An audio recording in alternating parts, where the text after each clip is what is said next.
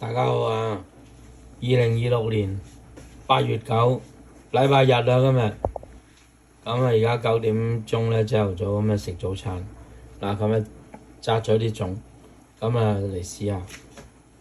想介紹下呢個電飯煲咧，唔錯，呢啲可以。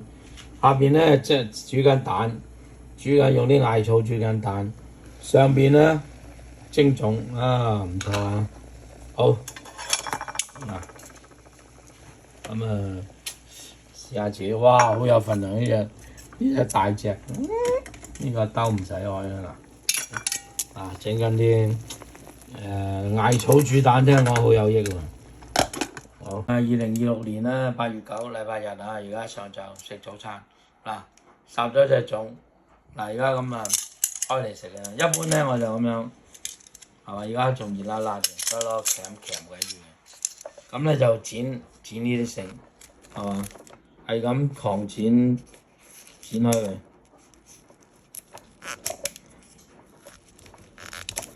係嘛，跟住解咗啲粽葉，咁就得啦。OK， 早餐啊，咁咧就整杯熱咖啡啦。咁就通常我粽咧，我中意落啲豉油。咁咧就美極啦，咁就 Costco 買嘅，好士多比較有保障，因為好多超市都有嘅，就唔知佢正唔正宗係嘛 ？OK， 咁咧就嗱，而家揭開俾大家睇下啲餡嗱，豬肉栗子 ，OK， 咁就鹹蛋黃，好試下先。冬菇，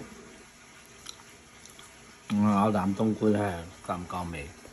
呢係日本菇嚟嘅，切開咗兩邊。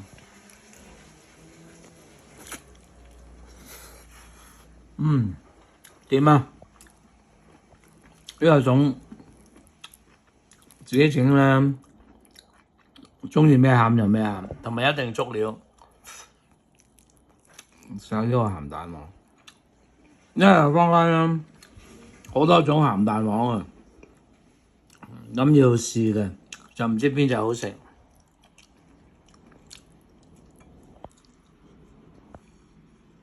OK， 咁當 OK 之後咧，認住個牌子啊。咁有種咧，我相當滿意，包咗36隻，即係有36個蛋黃，啱啱用晒。大家有時間都係包下粽啦，都幾好嘅生活嘅情趣。好，下次再傾。